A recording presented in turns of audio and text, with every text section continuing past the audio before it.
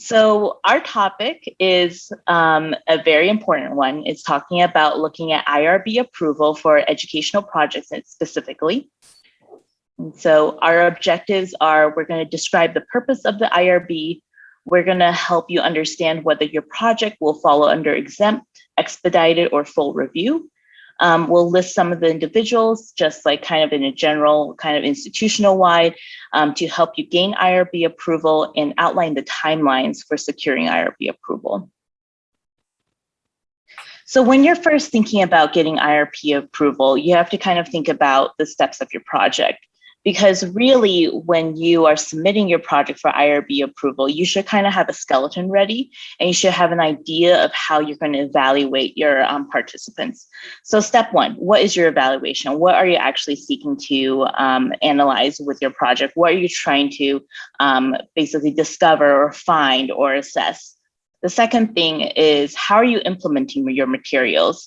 And so since this writing fellowship is really kind of towards a Medit portal submission, most of your implementations are going to be workshops, they're going to be through curricula, they're going to be through some sort of interactive activity or some sort of distribution. So kind of start thinking about like how you actually want to implement or teach your material. The third thing is, actually, the best time to get a hold of the IRB office is even before you submit to them. And so a lot of times, if I have any questions before submitting, like if I'm not sure like what category my project falls under, or I'm not sure like if there's a certain template that the IRB office would like me to use, that's a great time to touch base with the IRB office, actually even before you get started on writing your IRB. And then the last thing is, if applicable, you want to submit your IRB application at least 1 month before your workshop or before you start implementation. So kind of going over what is your evaluation. So all evaluations are for educational purpose to enhance the effectiveness of the materials. Some schools will not require an application because it is for educational purposes. And then the other thing you want to think about is whether or not this is anonymous. If yes, IRB approval is usually exempt or expedited. So there's usually a shorter review process. I think the fastest I've gotten a project through the IRB that was exempt was less than 2 weeks. So sometimes it can be very quick. Even if you're collecting demographic information, for example, gender, race, ethnicity, sexual orientation, those do not typically violate anonymity as long as it's not identifying. So for example, if you're with a population where you only have, say, one Asian American student, that's probably not something you can collect because in that sense, that's identifying. So it kind of really depends on whether or not those demographics will be identifying. That will help you determine whether or not that is truly anonymous. You can also use random digits to connect pre and post surveys.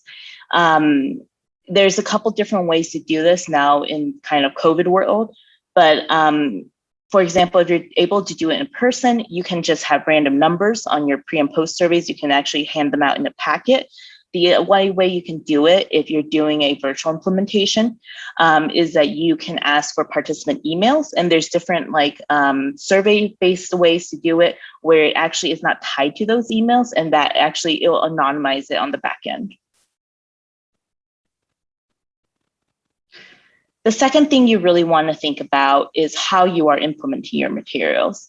And so there's a couple different options through the writing fellowship. The first one is that we will provide you an opportunity for implementation through the BenGap Zoom link, and then BenGap is managing data collection. So in that sense, you have a third party managing the data collection. The second way of implementation that you can think about it is that implementation occurs at your school or another school. So this will usually require an IRB application at your school or any other school hosting. And this kind of depends. So it really depends on your IRB, and it depends on your discussion with the IRB. Whether or not it will count as a multi-site IRB is the things you have to think about. Usually, if a project is exempt and you are hosting it primarily from your institution, even if you have participants from another institution, usually the IRB from your institution will be a blanket cover. But again, these are things you will want to basically clarify with your IRB office and with any other institutions that you're working with. But basically, your school can be the main IRB application, and then you can either seek a letter from any other hosting schools. It can be as simple as submitting your IRB application to those other institutions, to their IRB office, and they'll just send an email back or a letter back saying like, oh, we reviewed it and it's fine. But you have to keep in mind that sometimes those other institutions may want you to submit a formal application and go through their IRB process. The third step, this is the one where we talked about touching base with your IRB office. So you want to go to the website for your institution. So I'm actually going to click on this link and go ahead and share what our IRB looks like. The other thing to keep in mind is, so for our institution, we actually have 2 IRB offices. We have one for our main campus, so for our University of New Mexico. And then we also have one for our Health Sciences Center. And so I'm going to actually share both of those websites. So you can see, usually you'll have something that pulls up Office of the Institutional Review Board. And so this will get you started. They'll usually have instructions about how to get started, talking about new project submissions, a checklist for you to review, and they'll also have handbooks and other resources there as well. So the interesting part is this is the IRB for our main campus. So if you actually are doing one through our School of Medicine or through the Health Sciences Center, this is actually the IRB you go through, which is the Human Research Protectants Office. So slightly different name, but they're actually the ones who approve IRB, especially with any projects with students, medical students or any other health science students, as well as patients and like studies involving patient data.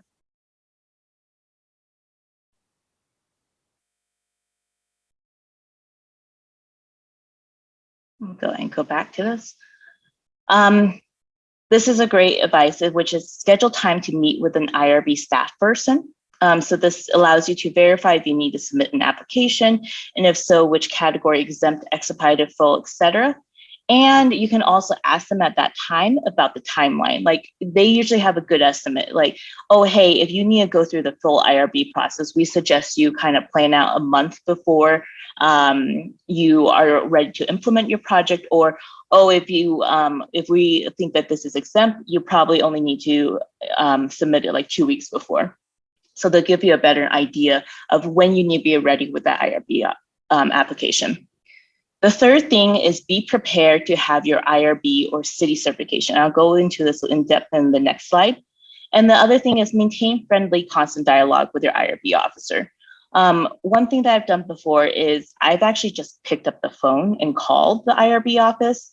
And usually they have the time just to chat with you. And if they don't have time then, they'll be able to set an appointment with you then as well. And usually once you get a hold of them, once you're talking with them, or if you're like in the review process and you have questions about what they're asking you to revise or basically edit, usually sending an email clarifies is a lot better than using kind of the submission system. So once you actually can like talk with them, usually a lot of those questions get clarified. As I said, this is city training. So if you've been involved in any sort of research before, you've most likely gone through this. So most institutions, and not all, I believe most institutions, however, now go through city training. So what that means is before you get involved in research, they want you to go through city training. And what the city training teaches you, it teaches you about the history of the IRB, and it teaches you about patient protection and also subject protection in research. And so it's very important for you to go through it. It's a little bit of a long haul. It's a lot of modules and a lot of tests. But I would say put aside probably a day just to go through it. Usually it takes like several hours just to go through all the modules and go through all the questions. And the fourth thing is talking about actually submitting an IRB. So our recommendation is to submit at least 1 month before your implementation, just to give yourself that leeway and give yourself that room. You want to stay on top of your timelines. You want to go through the checklist that your IRB gives you and make sure your application is complete. And you want to make sure that you have enough time to secure both the IRB permission and also advertise the program. You can always, during the submission process, call the office, check in to see how they're doing, check in to see any timeline, or check in to see if they need anything else. And then, be nice. They're trying to help you. They're trying to protect your subjects, and they're trying to protect you as well, and make sure that your research project is ethical and that you are basically covering all your bases and you're protecting your subjects as well. And you can send a thank you card, but usually if you send an email just to say thank you, that's usually sufficient as well. Another key thing, especially for the meta portal submission, is that don't duplicate work. Keep in mind, once you start writing your introduction for the IRB contact, once you're talking about your methods and your discussion, a lot of that can be actually adapted for your educational summary report for your actual submission. So once you get started working on it and once you're starting writing, you could save it everywhere, because that's something that can later be the framework for once you're finished and once you're ready to submit that educational summary report. So I want to go through a couple of sample IRBs. These are my IRBs submitted. And so we're going to talk about a protocol. We're going to talk about cover letter, a survey, and keep in mind that some submissions may have different components depending on what you're doing. So first of all, I want to show you an exempt protocol. So keep in mind, most of your studies will fall under exempt simply because they are educational innovations. You are preserving participant anonymity, and also it's voluntary to participate. And so this is an example of our exemption request. Give me 1 second. I'm actually going to try to share the full IRB if I can see it. But mostly I want to show you how it looks like with comparing a exempt protocol versus a full protocol. And the biggest difference I would say is probably the length and the detail you need to go into.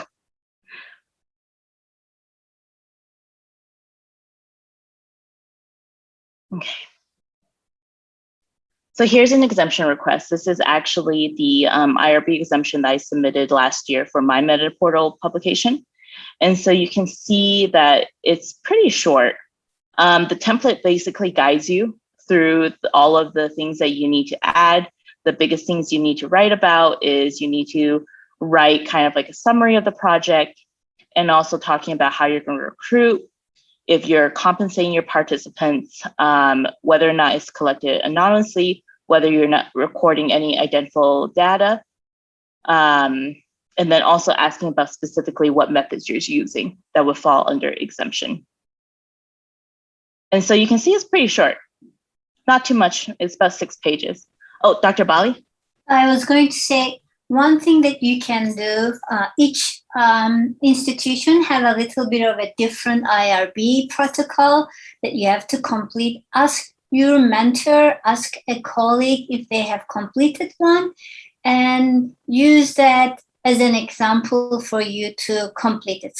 Sometimes when it's the first time, it may look overwhelming.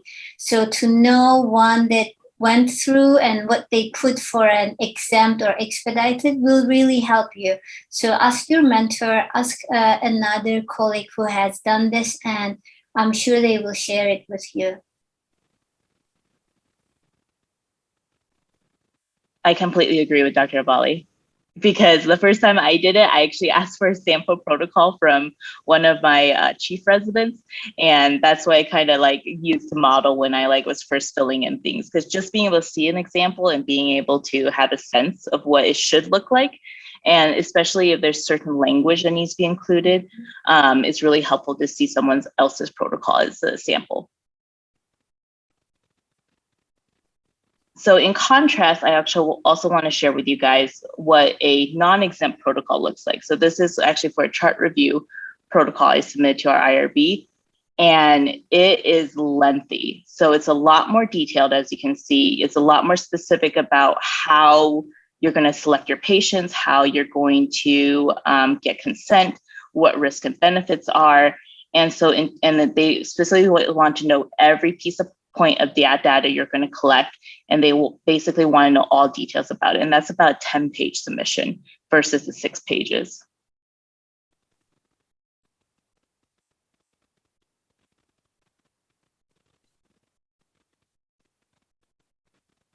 Stop sharing.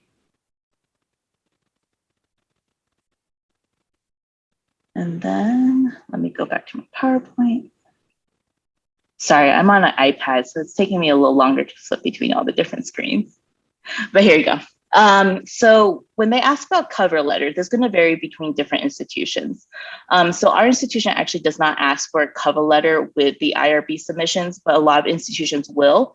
And the cover letter, basically, you want to explain what your project is, the importance of it, and basically what the contribution to science will be, or what the contribution to the existing material it will provide. The one I have included is that the other thing that you often want to include in a kind of letter format is that they'll ask you to include what your consent's going to look like. Again, this is templated at most institutions, and so you can use an existing template, because the nice thing about the template is it will include all of the language that they will want you to include when you're consenting your participants. The other thing too is that the IRB will want to know what you're actually giving out to your participants. So whether this is an interview, whether it's a survey, they want to know what questions you're going to be asking and what data you're collecting. And the reason for that is that they will truly want to make sure that it is anonymous and that you're not collecting any data that could be identifying. And also basically they want to make sure that for the protection of the participants, they want to know what you're asking.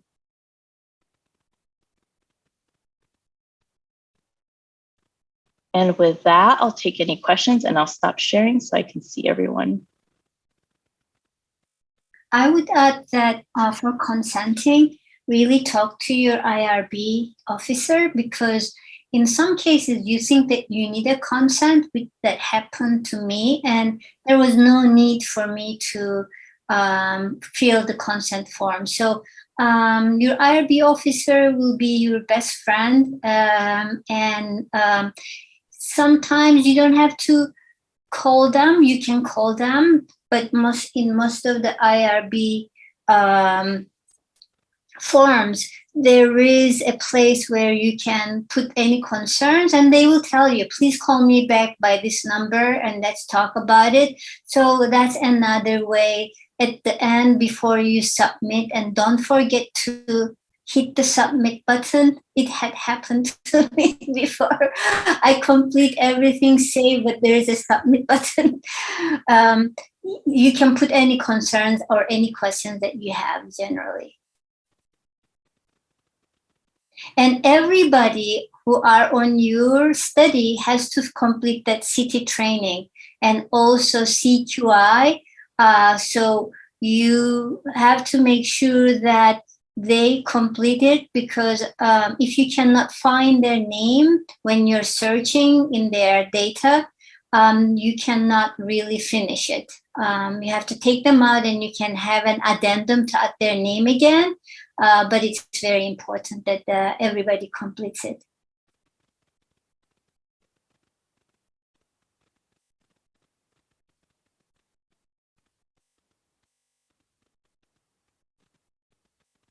Any questions?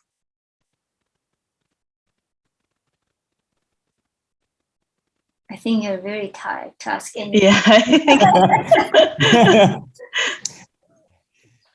So I think thank you so much, Dr. Bali and Dr. Pang. I think we just want to prime you with some of the questions that you're going to be working through over the next year, right? Taking it all in, starting to think about the questions. The more we're able to prime you, the more we're able to give you a head start. And then over the next 8 to 9 months, you'll work with your co-fellowship director to address all these things. So you'll go back to the recordings. If you know you're meeting with Dr. Bali or Dr. Pang about IRB, watch the video before you meet with them and be like, aha, you did say this. Yes, this is what I'm going to do. So this is a just a primer, and then you'll be refreshed with additional comments. So any final questions for Dr. Pang or Dr. Abali or any of us?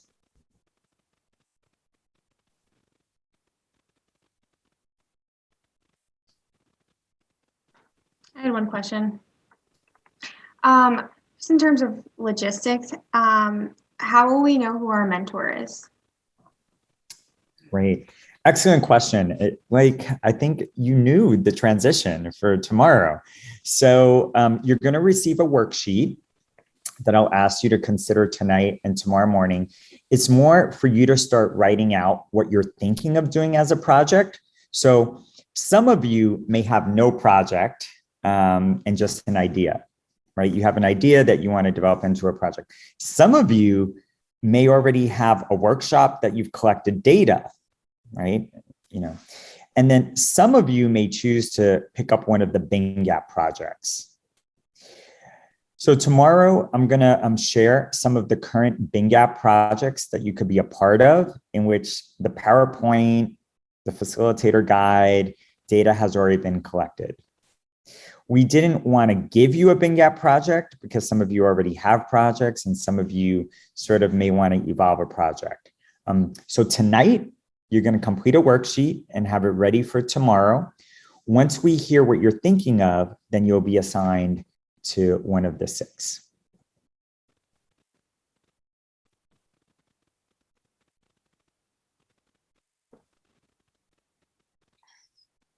I just wanted to say one thing. I'm the zebra in this room in a way. I'm the PhD in basic science. And I think in URM, basic scientists are very few, and also material that are created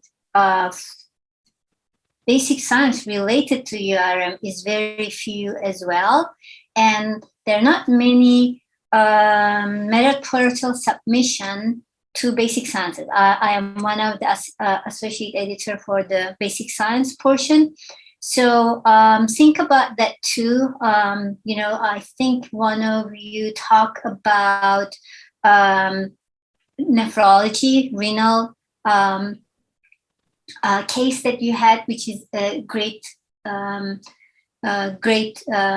workshop that you can create for that.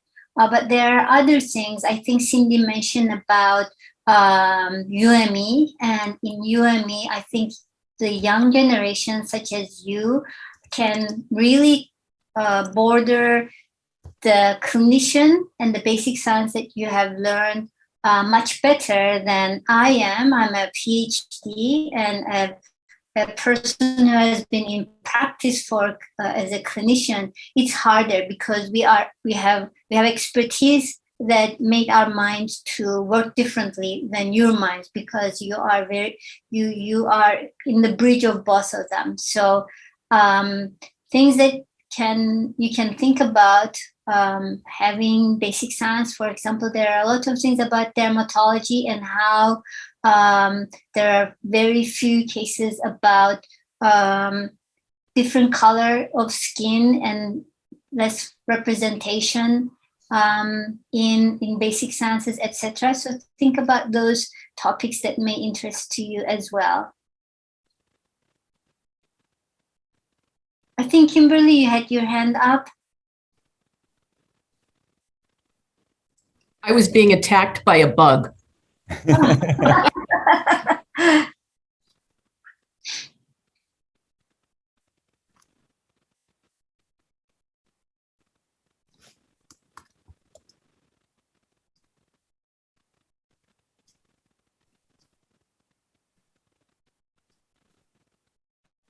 Okay, so great. So with that, I want to thank everyone. Thank you again. Help me in giving a round of applause to Dr. Pang for her first time, her first presentation, and welcoming her as one of the co-fellowship directors, and to Dr. Abali for your continued leadership. With that, I'll stay on if anyone has questions. Otherwise, see you tomorrow. Thank you, everyone.